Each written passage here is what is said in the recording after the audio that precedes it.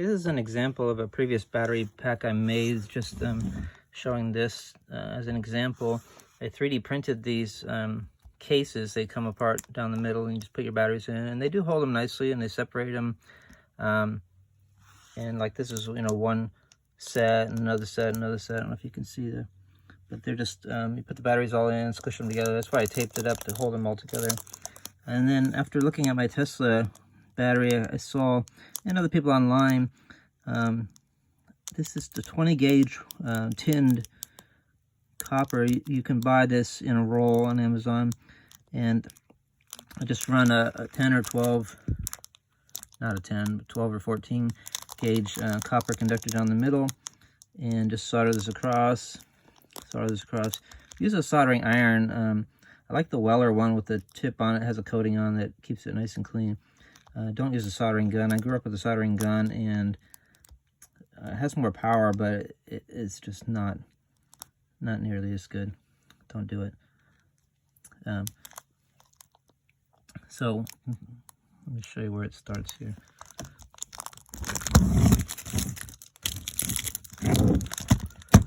So here's the one side. This is the negative side. You start here, just run it down there. Now these are 1, 2, 3, 4, 5. These are 6 cells. So this is like a 24-volt system. It's not really. You could run 7 cells, but this was similar to my Tesla battery. It runs 6 cells. So my inverter and everything was set up for this. So this is okay, 6 cells. You can also do 7 cells depending on your system.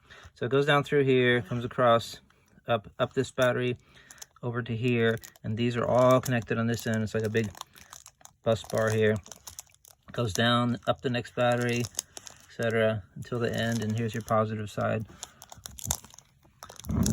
And this one has no BMS. Here's the positive side, it goes to here, and this is handling all your current here and here. So I used to just to keep, if you get good batteries and balance them, they generally stay pretty good. I would plug in an active balancer to check it and to keep them within limits. Again, this is an early system. I don't even use this thing. It's XT60 connector, but it works. It was to mimic the Tesla battery wall and to test everything. So it worked as far as testing to charge and discharge, etc.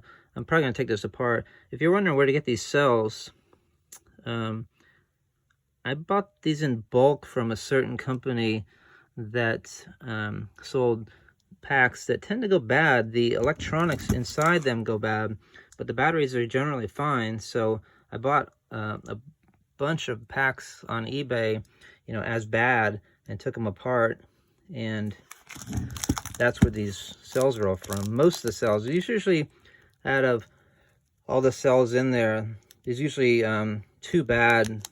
They're all fine, or 2 of them are bad because they got drained down really low, because they're in parallel. There's usually 2 in parallel in there, and so you test and get rid of those. But these are all the rest of the cells, and I got them in bulk, and that's where these came from. These are 1.2 amp hour cells.